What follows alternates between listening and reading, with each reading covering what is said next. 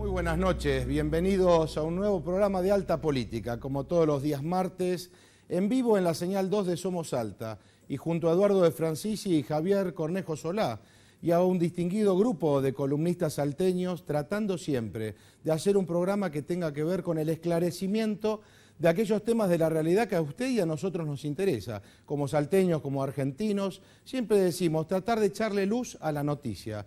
Y esta semana, podríamos decir, obviamente, tan importante porque el hecho de conmemorar estos 30 años de las Malvinas nos ha unido a todos los argentinos, de un lado y del otro, de cualquier color político, en un mismo sentimiento. Creo que eso hay que resaltarlo, y más allá de cualquier intención, si se quiere, política, si hay algo que reconocer y recordar, es esa gesta que tuvo por protagonistas a nuestros soldados, a nuestros héroes, a nuestros oficiales y suboficiales que ahí dejaron la vida en procura justamente de reconquistar el suelo patrio. Y allí iremos y siempre lo haremos tratando de que esa gesta no solo quede en la memoria, sino que en algún día se haga efectiva esta real soberanía que tanto reclamamos los argentinos. Por otro lado, algo realmente importante que vivimos en Salta, y usted me escuchó siempre decir que acompañemos a nuestro gobernador Juan Manuel Urtubey en aquellas decisiones que ha tomado en estos años que tienen que ver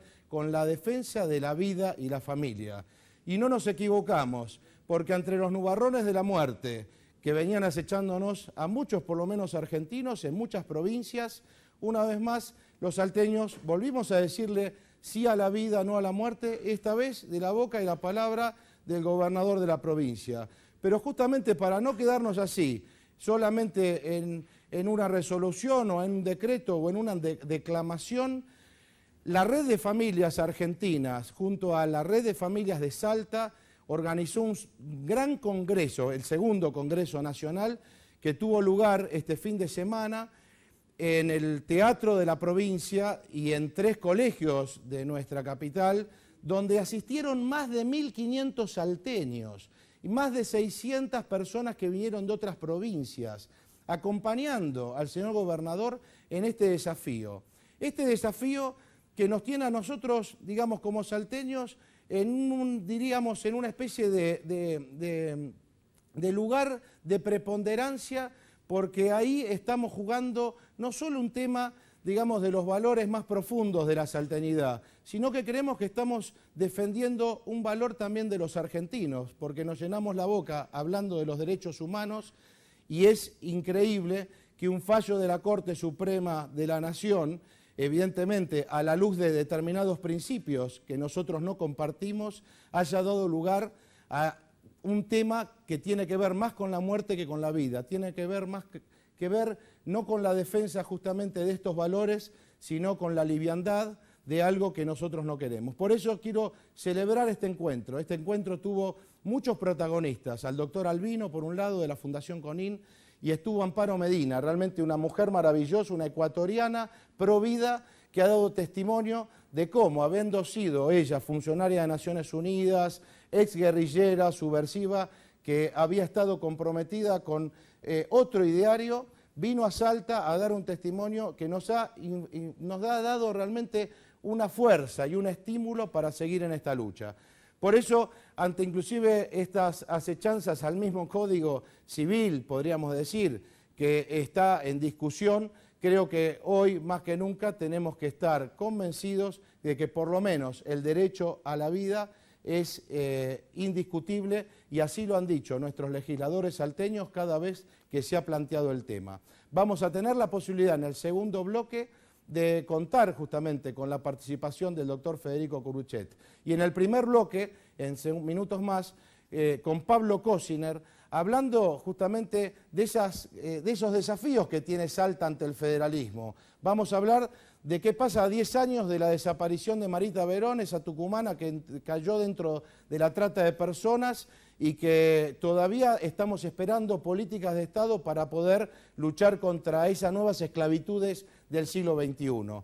Y vamos a tener en el último bloque, como siempre, con Javier Cornejo Solá, la posibilidad de hablar de Malvinas, pero hablar de Malvinas desde una perspectiva netamente quizá política en términos de los desafíos todavía que nos quedan en materia de lo que es política internacional. Quizá tendríamos que pensar si algún día vamos a discutir esos tratados que firmó Cavallo y Menem del año 89, 90, donde queda claro que hemos perdido la guerra en materia política, pero que la habíamos ganado quizá por las armas. Bueno, esos y otros temas más queremos tratarlos hoy aquí y que usted nos pueda acompañar como siempre, con su consejo, con sus mails y sus mensajes, porque de esa manera creemos que estamos construyendo a la búsqueda del bien común.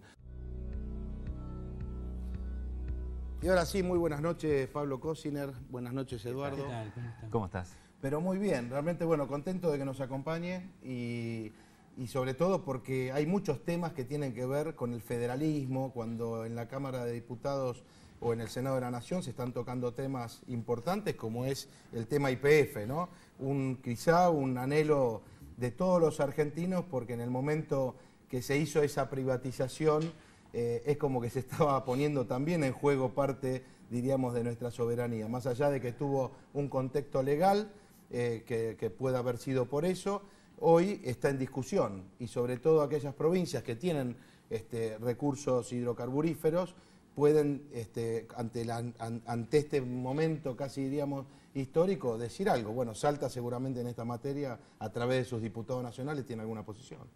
Sí, puntualmente yo en el mes de enero, cuando acá empezamos a vivir otro sofocón en lo que se refiere a falta de combustible, que ya habíamos el año pasado tenido problemas, empecé a advertir esta cuestión que se iba a profundizar y presenté un proyecto, si bien estábamos en receso, pero como para ir generando ya los antecedentes en el momento que se abran las sesiones, donde planteé la necesidad de que el Estado Nacional requiera a las empresas que están hoy a cargo de lo que es la exploración y explotación de hidrocarburos en nuestro país, los mayores niveles de inversión, también tendiendo a lo que es la parte logística de distribución de combustibles, ¿no? En ese momento eso era lo que se discutía. Unos días después esto ya empezó a tomar más dimensión y se dio la reunión de los gobernadores a través de la UPEFI, que es la Organización de Provincias Productoras de Hidrocarburos, donde plantean ya una intimación formal a las empresas que tienen las concesiones, solicitando un aumento del 15% de la inversión. Yo creo que aquí es donde está la clave de todo. Todo indica, y es la sensación que yo tengo, vamos a ver si se corrobora o no, que el tema YPF todavía tiene una historia que falta desarrollar en los próximos meses. Yo pedía al presidente de la Cámara y a mi bloque integrar la Comisión de Energía y Combustible, cuestión que por suerte se pudo dar. Entonces, la idea es estar metido en lo que va a ser la discusión del tema de los hidrocarburos. Esto lo hablamos con el gobernador, porque yo le planteaba que era necesario que además del protagonismo de él a nivel de gobernadores tengamos una pata puesta en el Congreso desde el punto de vista de tener la posibilidad de discutir o ser partícipe de las discusiones que se den.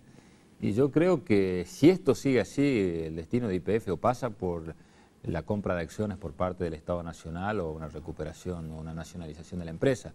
Si esto sigue así, si no hay niveles de inversiones, hoy las acciones de YPF ayer habían caído creo que en un 15%, había una pérdida de más de 1.000 millones de dólares en lo que es la empresa. Entonces, acumulado más de 1.000 millones. Esto es un dato muy significativo y bueno, creo que o Refinor, que quien maneja la parte fundamental de YPF, o se avanza a las inversiones necesarias. Obviamente que después hay toda una discusión, qué se hizo antes para que no llegara a esto, pero eso lo podemos discutir, creo que... En el imaginario colectivo, digamos, de los argentinos está esa sensación de que YPF era parte, yo decía, de nuestro acervo cultural, histórico. Parte de la historia. Recordamos el tema siempre es, no, pero yo digo también Sabio, que se hizo que tenemos, ¿no?, esa idea a corto plazo, ¿no? ¿Qué pasó para que lleguemos a esta situación? Pero lo que hoy la sociedad está demandando, las respuestas inmediatas. Y yo creo que acá hay dos opciones: o se aumentan los niveles de inversiones que implique el aumento de la producción, o va a haber que cambiar de estrategia por parte del Estado y utilizar herramientas que tampoco las vamos a descubrir nosotros, la utiliza Brasil.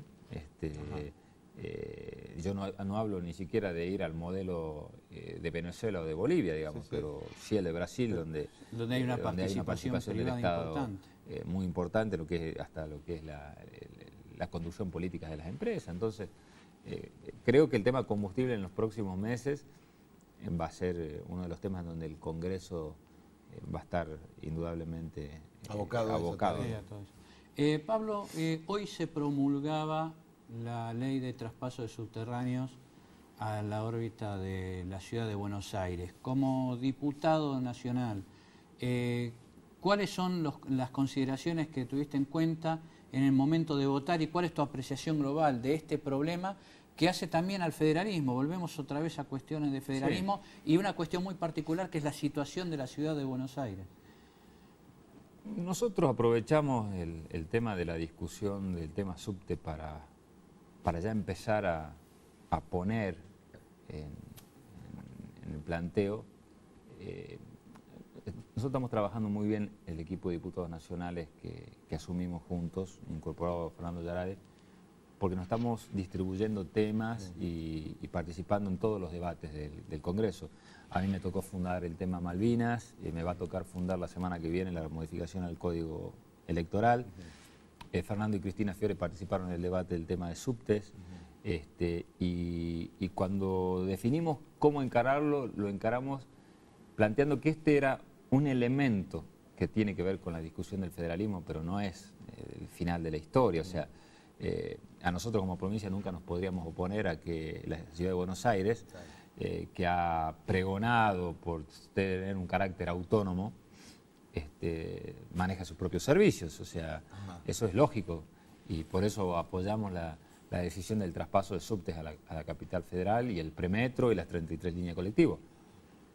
Pero nosotros lo que planteamos es que empecemos a discutir realmente el sistema federal de fondo y empezar a encontrarle ya una discusión mucho más metódica al cambio de paradigma de distribución de recursos.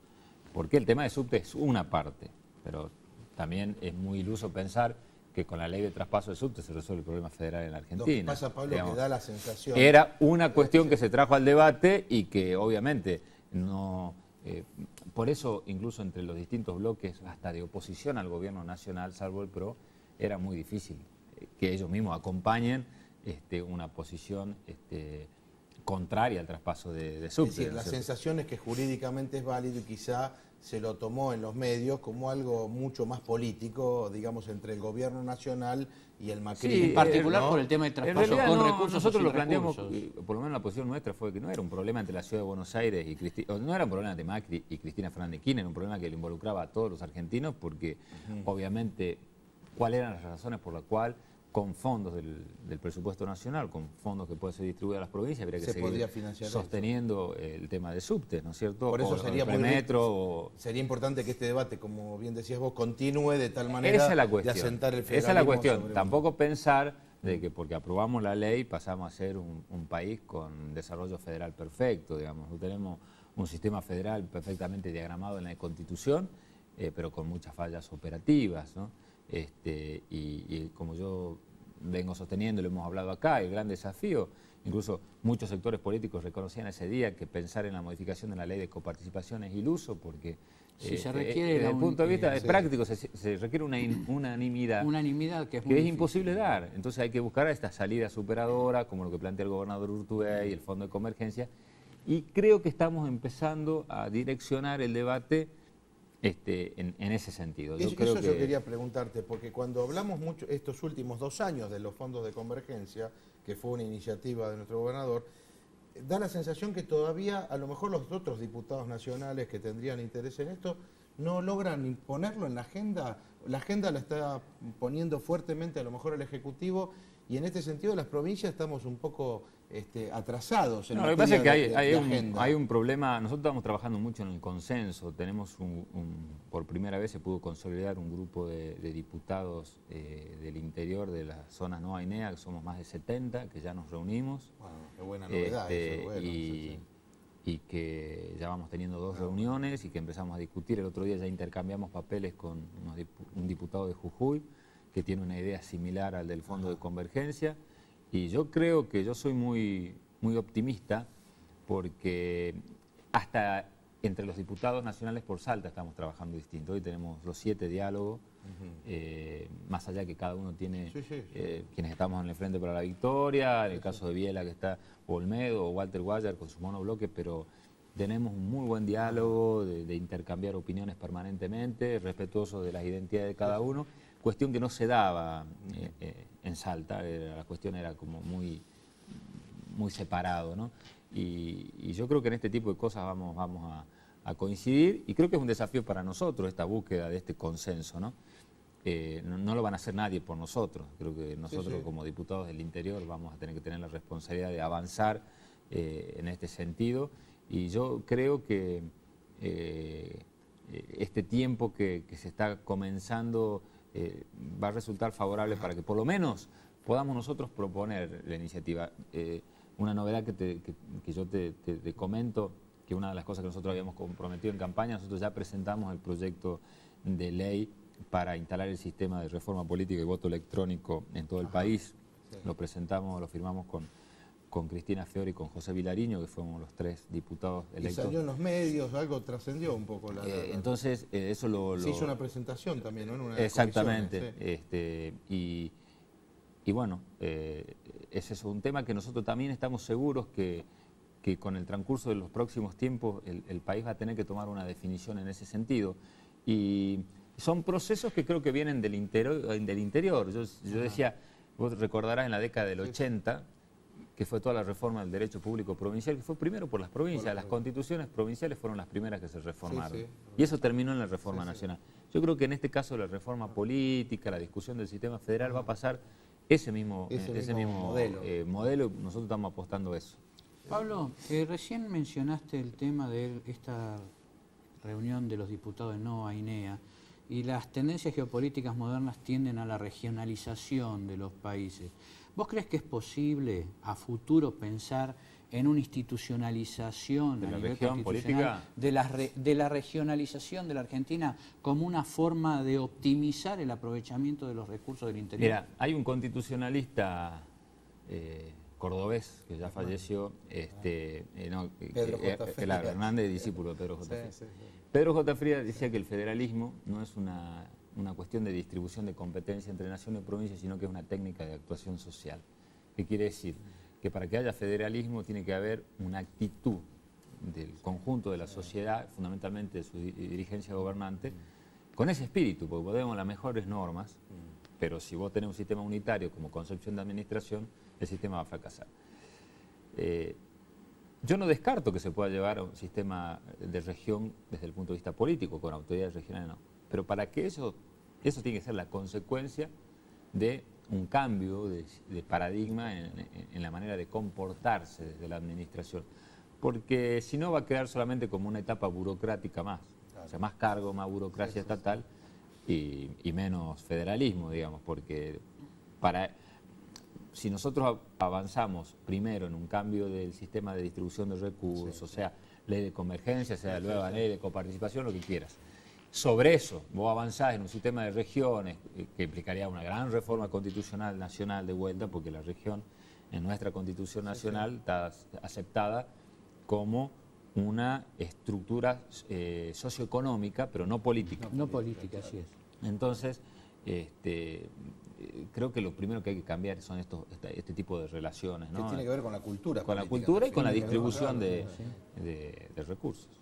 Pablo, un tema que comentábamos con Eduardo antes del programa era que nos preocupaba cómo se había alargado en el año pasado el tema de la despenalización de la droga. Y vos, bueno, además que fuiste ministro de Gobierno y de Seguridad, es un tema que lo tenés muy de cerca, porque Salta históricamente fue una provincia de tráfico, pero hoy lamentablemente la Argentina se huele a que hay carteles, digamos, y donde aparte ha aumentado el consumo. ¿Cuál es tu opinión, digamos, como legislador nacional respecto a un tema que se nos viene encima, ¿no? La despenalización, concretamente. La primera conclusión, o la primera posición que yo tengo es no trabajar sobre antagonismos que simplifiquen la discusión. No se puede hablar de despenalización de la droga, porque la droga nunca puede ser despenalizada, no puede ser no punible. Estamos hablando de la despenalización del consumo de la tenencia. Bueno, claro. Si hablamos de la despenalización de la tenencia para consumo es otra cuestión. Yo mi experiencia personal indica de que este sistema actual ha fracasado totalmente.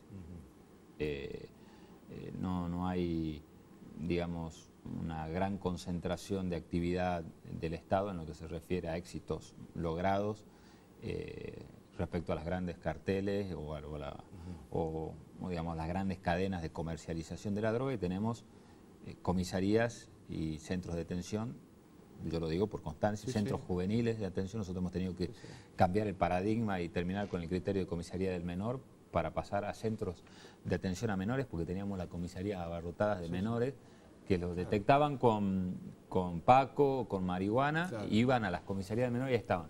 Eran depósitos de menores.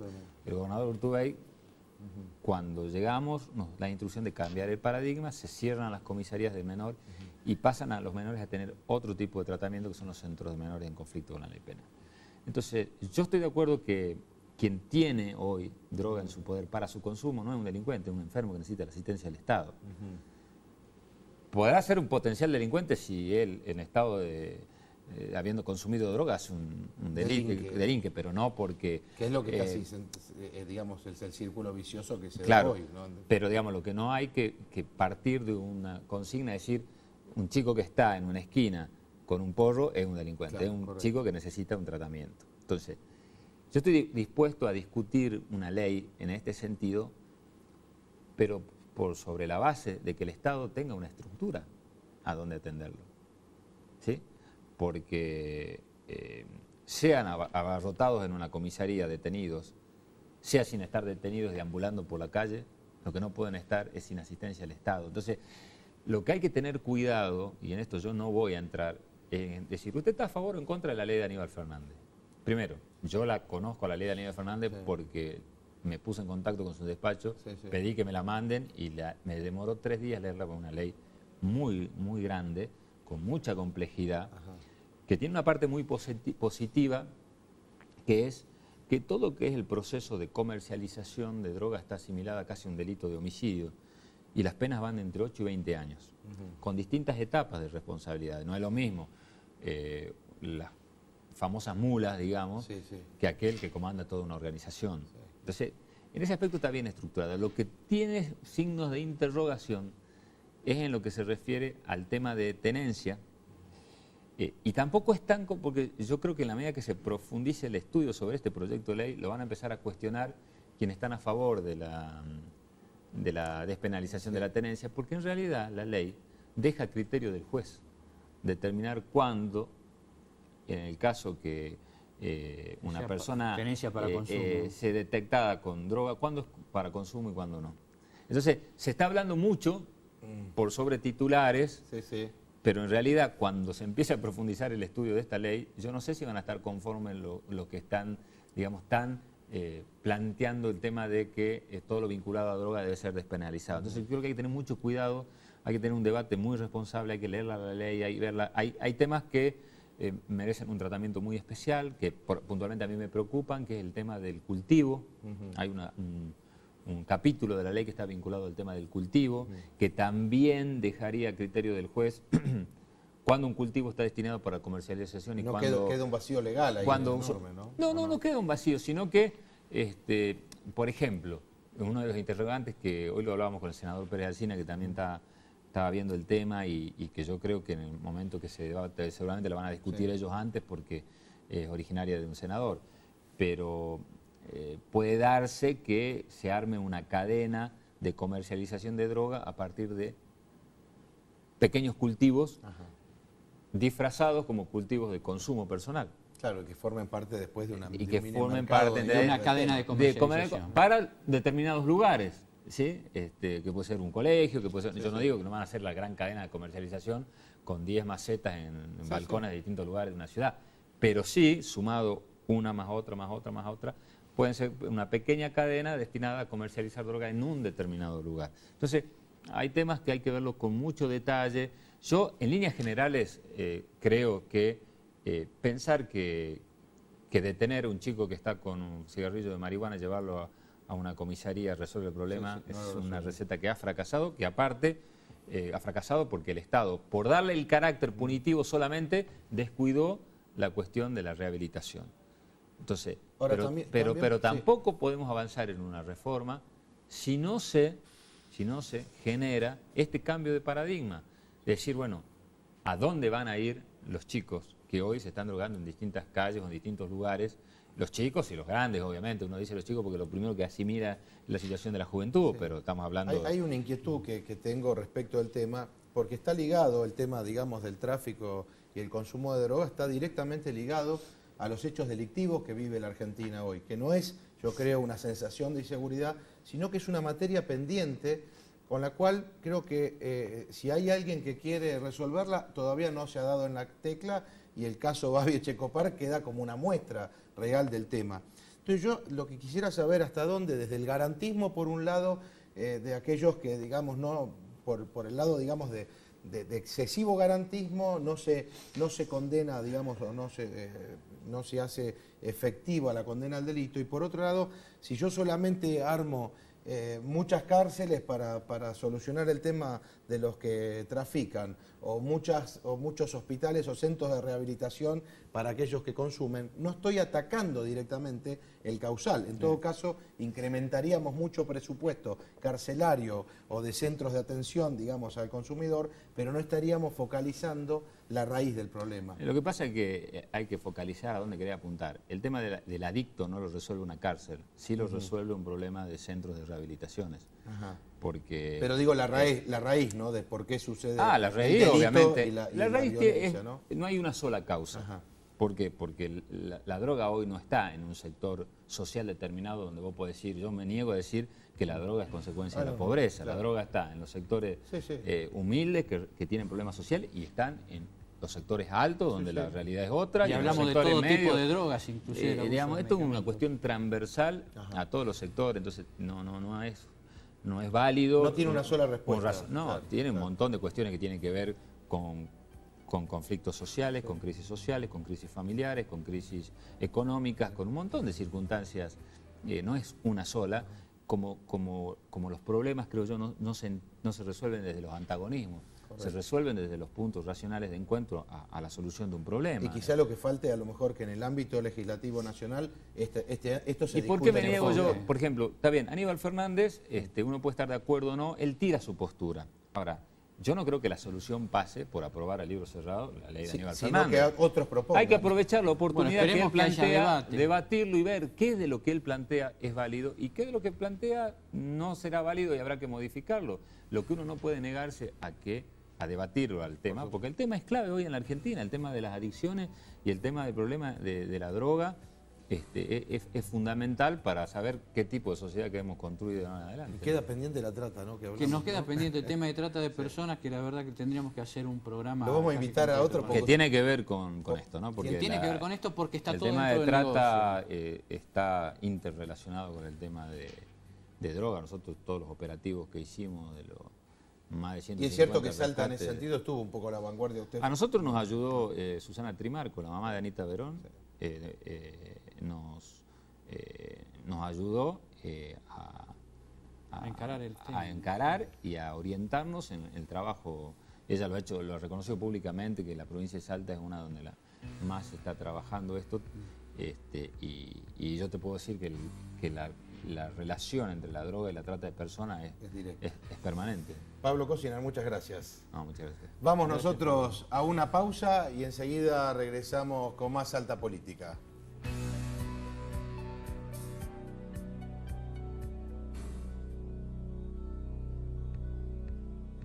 Y continuamos aquí. ¿Vos me estabas llamando? ¿Qué pasó? Como todos los martes en vivo en la señal 2 de Somos Alta. Y como decíamos al comienzo del programa, en los inicios, fue una semana realmente muy importante, porque veníamos diciendo durante muchos meses, cuando decíamos acompañar al gobernador Juan Manuel Urtubey, lo decíamos justamente por esta apuesta de Salta a la vida. Y no solamente ante el fallo de la Corte Suprema de Justicia de la Nación, que lamentablemente es tratar de un tema que no pasó por el Parlamento argentino, utilizar la Corte políticamente, por lo menos, y lo digo así en vivo, nos resulta a muchos salteños doloroso, porque justamente cuando uno piensa en función de lo que son los jueces, lo que tendrían que representar los jueces, a la luz de qué principios hacen sus fallos, a la luz de qué principios se legisla, y cuando se rompe quizá con la cultura histórica y aquellos valores fundantes de nuestra patria, se pone en riesgo, yo creo, los principios de la convivencia. Lo digo así porque creo que cuando se tocan valores trascendentes y profundos, y en este caso estamos hablando del derecho a la vida. Por eso, señor director, como participamos más de 1.500 salteños, más de 500 coprovincianos que han venido a compartir este segundo encuentro nacional de la Red Federal de Familias, allí estuvimos de pie y hubo realmente manifestaciones rotundas de apoyo a la familia, y que haya políticas del Estado en procura de acompañar a la mujer justamente en esa dignidad de madre, acompañar a las familias numerosas, que las políticas de Estado sean pro vida y no justamente que dañen esos principios y esos valores fundantes. Vamos entonces, señor director, rápidamente a ver algunos momentos de la despedida de Amparo Medina, que ha sido gratificante para todo el pueblo salteño. Invitarles a todos a comprometerse, sobre todo en este caso con el gobernador, que ha dado un apoyo a favor de la vida, no solo con él, con todos los políticos, ¿no? Aquí está Aurelio también, que también se arriesgó hoy a participar en política, está la otra diputada que también pasó hace un momento, está el gobernador. Yo creo que es urgente y necesario el que nos organicemos. Más allá de la bandera política, está el hecho de dar el respaldo a estas personas que valientemente se enfrentan a un sistema gigante económico, político, que atenta a la vida y la familia, y que cuando alguien se atreve a hablar, se queda solo. Así que creo que es urgente y necesario organizar, realizar recolección de firmas, salir a la calle, hacer pancartas, como ustedes quieran, pero tiene que haber un apoyo, tiene que haber un respaldo. Caso contrario, van a imaginarse que él es el único lobo solito que está defendiendo la vida y que nadie más lo está haciendo. Una mujer, cuando da a luz, se llega a convertir en la leona más feroz, como le decía una valiente salteña al Congreso hace un tiempo. Una leona feroz.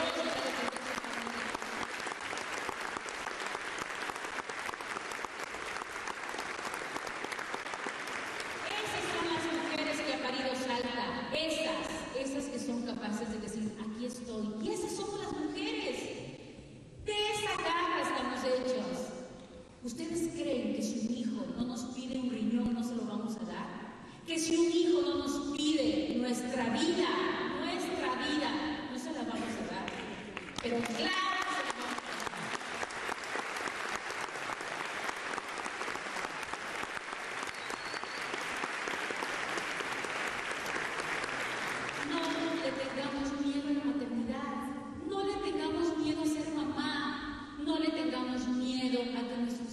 vengan y nos den un abrazo, nos den un beso y nos digan, mamita, cuánto te amo.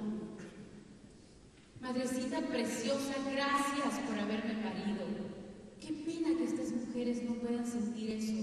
Qué pena que estas mujeres que defienden el aborto se pierdan el placer de levantarte de tu cama en los brazos de tu hijo. Qué pena que se sientan del placer de, como mujeres, preparar un plato rico, caliente cuando llegan nuestros hijos y darles un beso y darles un abrazo. Y que cuando estás destrozada, que cuando ya no sabes a dónde más estar, sabes que tienes unos hijos que te están esperando, unos hijos que te están amando, un marido maravilloso. Pero ¿por qué tenemos miedo al matrimonio? ¿Por qué tenemos miedo a defender a nuestro marido? Si no hay más cosa preciosa que tener un hombre a nuestro lado, un hombre amoroso, cariñoso. Es cierto que hay uno que otro que de verdad, dejamos que desear, pero no son todos. Aquí está la prueba.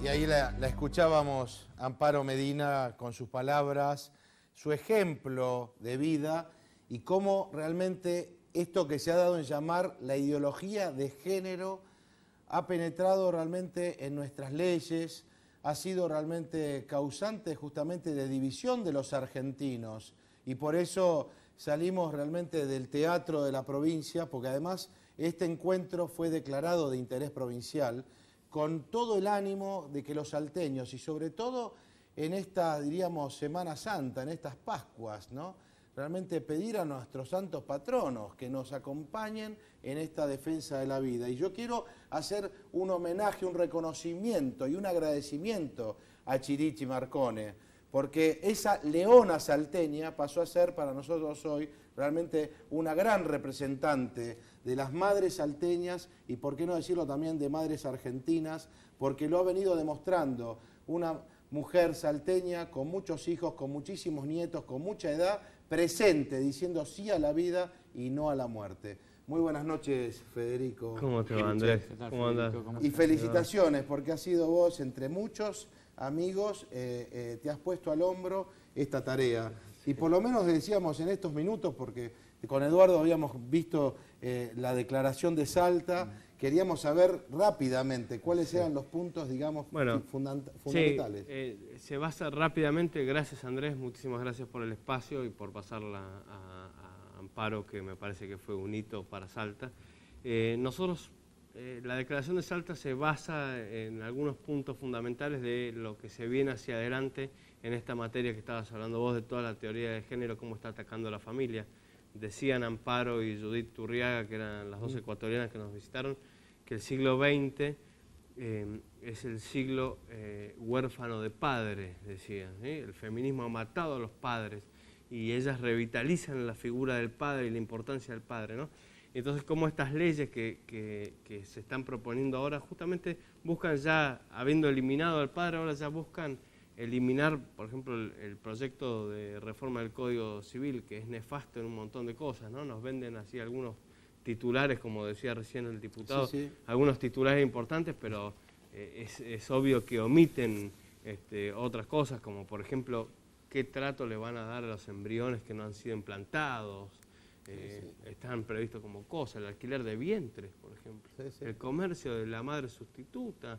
Es una cosa de loco. Entonces un poco la declaración gira sobre los riesgos que estamos afrontando en este nuevo año.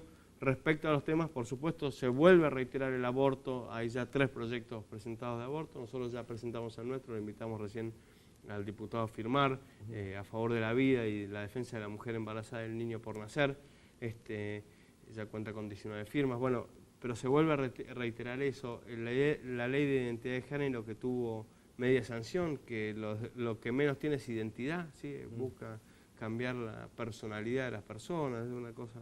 Todo este ataque, digamos, es lo que ha sido la declaración, ha marcado estos puntos, ¿no? Los puntos básicos en los que este año nos va a tocar pelear a favor de la familia y la vida. Siempre yo quiero dejar este mensaje, nuestro mensaje es de alegría, es decir, nuestro mensaje no es de tristeza, ni de miedo, no, es de alegría. La familia es un núcleo de alegría, no es un núcleo de sufrimiento, ¿sí? Entonces nosotros queremos recuperar eso, queremos recuperar ese lugar. Hablaban recién de adicciones, en el Congreso se habló del tema de adicciones y cómo la falta, la ausencia de un núcleo familiar consolidado ayuda a que los niños y los jóvenes empiecen con las adicciones, y cómo después la solución, que dicen todos los psicólogos, todos los terapistas, todo, está en la contención familiar. Si no hay contención familiar, el Estado no puede suplir nunca esa función. Por eso, Federico, y comentábamos con Eduardo, la gran sinrazón de estos postulados, cuando hace falta engrandecer la familia, fortalecer la familia, las leyes de los últimos años en esta materia han ido para atrás, no para adelante. Pero hablemos de las leyes que hablan sobre adicciones y sobre tráfico de drogas. Por más que muchas de ellas hablan de la contención, no hablan de la contención familiar. Todos ponen énfasis en cuál es el rol del Estado. Sin embargo, está demostrado que la primera red de contención, y que es la que previene el ingreso al ámbito de las drogas, es la contención familiar. Y hay otra cosa, Eduardo, que lo decía recién el diputado Cosinar. El tema del Estado teniendo que salir a crear un centro de rehabilitación para los jóvenes en adicción. Es decir, el Estado ya descarta que exista la familia.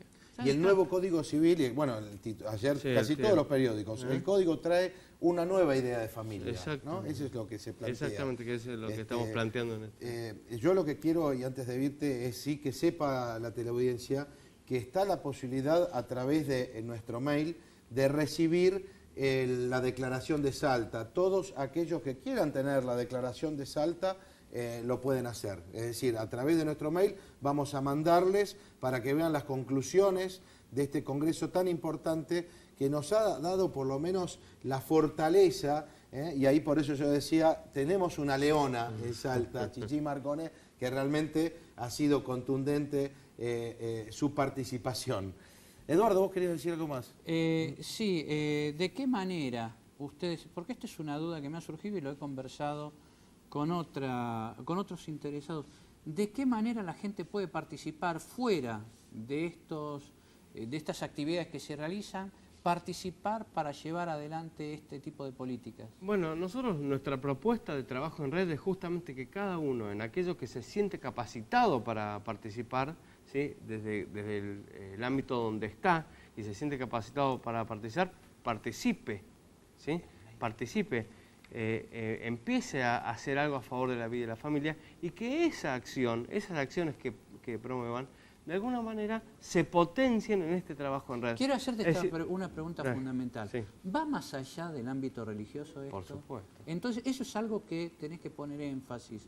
Yo creo que tenemos que poner énfasis en que el tratamiento de la protección a la vida es una cosa que va de la mano con la religión, pero no es exclusivamente de eso. La defensa de la vida no es una cuestión exclusivamente de católicos, eso creo que tenemos que poner mucho énfasis. Y hay que decir, Eduardo, que además están pasando por arriba de la Constitución, cuando habla de que la vida es desde el momento de la concepción hasta la muerte natural. No nos queda más tiempo, Federico, pero vamos a seguir tratando estos temas, porque creo que por lo menos los salteños tenemos esa impronta, nuestro gobernador se ha puesto la camiseta de esto, claro compromiso, y hay que acompañarlos. Y debe haber muchísimos políticos y muchos legisladores que porque la onda viene por otro lado no se animan.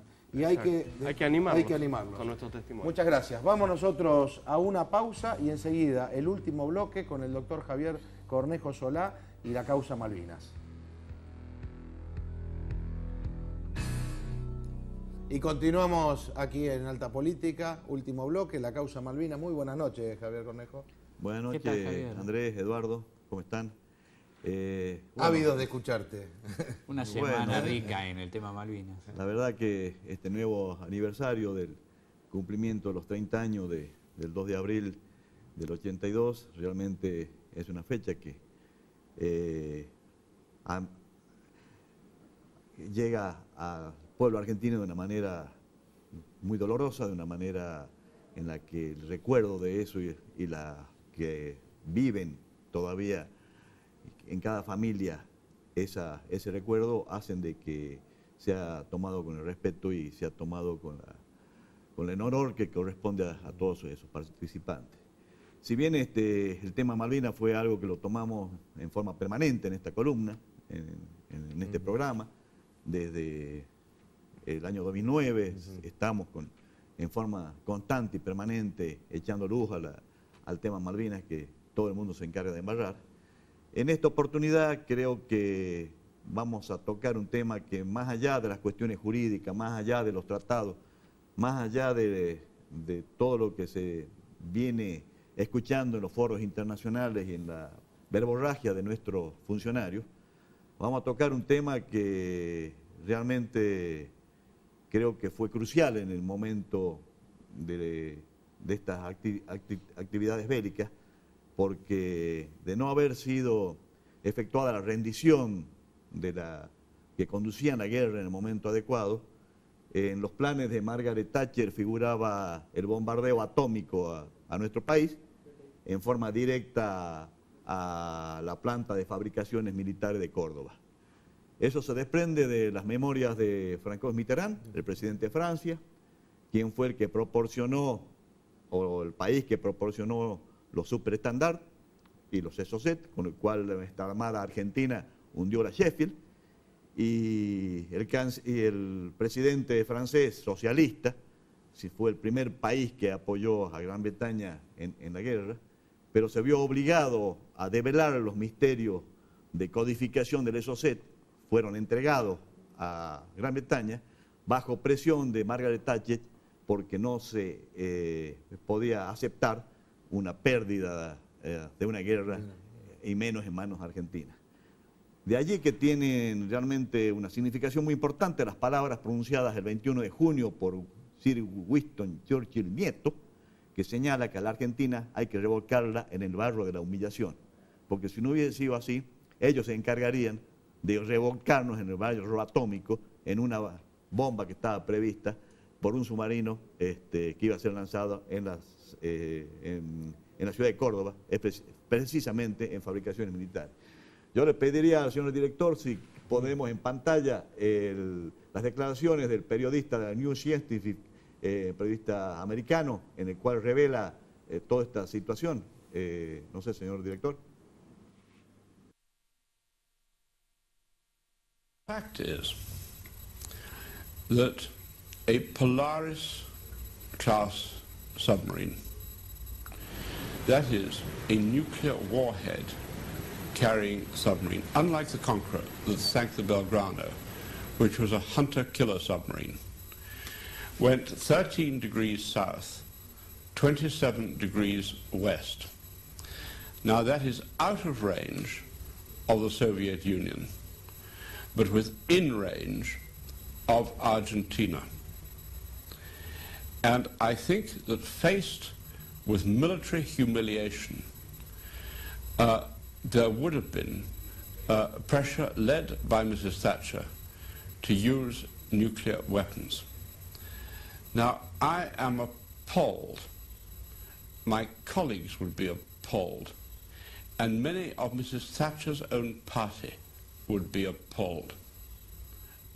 But I ask, why is it that part of the so-called British nuclear deterrent was sent out of the North Atlantic down to the South Atlantic by rumor within range of the Argentine military complex near Córdoba, unless there had been the possibility of using these weapons? I mean, the situation is horrible beyond anything, and that's part of the reason why some of us are for the giving up by people other than the Americans and the Russians, and now I think including even them, nuclear weapons, because some crazy person might be tempted to use them.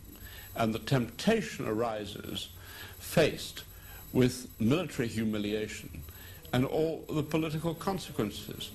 And I don't think that that woman understood what war meant. And I think that Britain was led by a bad, bad person. Now, I would never have said this of Ted Heath, our predecessor. I don't say it of the present British Prime Minister, who was a political opponent, John Major, and of no other political leader this century. Oh, they were carrying, without question, nuclear depth charges. That goes for the Sheffield, it goes for the Coventry, and it goes for other ships of the task force. This was against the provisions of the Treaty of Tlatelolco. In the case of the Sheffield, which is a sunk, that was sunk, it was sunk. Yes. What would happen to that kind of weaponry then? Well, they would deteriorate. For 26 years, I've been the weekly column of New Scientist, and I'm extremely careful about giving definitive scientific consequences when I can't know for certain, but no one else knows for certain. But what happens to nuclear weapons at the bottom of the sea is anyone's guess. Now, it may be all right, but it depends to what extent they're leaking. And indeed, the whole plutonium situation.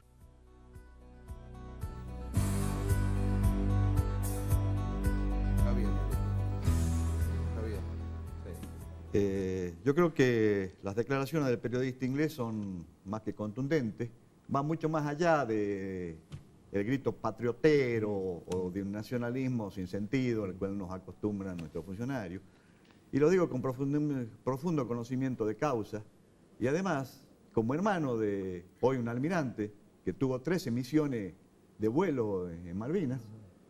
Y si usted, señor televidente, se acerca a Puerto Belgrano, podrá ver al superestandarte en los hangares de Puerto Belgrano con la marca del hundimiento de la Sheffield. A todos esos hombres bravos del aire, de tierra y del mar, les mandamos el saludo de acá, de este programa. Y les pedimos a nuestra teleaudiencia que considere la situación Malvinas como un elemento más dentro de lo que acabamos de hablar del aborto, de lo que hablamos de la droga, y hablamos de la situación por la cual está pasando nuestra patria, que trasciende lo que en estos momentos nos quieren hacer creer. Muchas gracias, Javier, por tus palabras. Creo que, bueno, que más que contundente el mensaje y lo que hemos hablado. Nos tenemos que despedir, no queda más tiempo. Como siempre, agradeciendo a la gente de Orán y Rosario de la Frontera sus mensajes y sus comentarios. Y a lo largo y a lo ancho, como siempre decimos, de nuestra Salta. Estamos en vísperas de las Pascuas, viviendo la Semana Santa. Todo el equipo de producción, realmente, queremos, como siempre, saludar a todo el pueblo salteño, pedir a nuestros santos patronos que ilumine el corazón también de los políticos para que tengan siempre esa premisa de búsqueda del bien común y vivir esta Semana Santa en profundidad. De la mano del Señor y la Virgen del Milagro, el pueblo salteño siempre se ha puesto de pie, hoy más que nunca en procura de la vida y en contra de la muerte.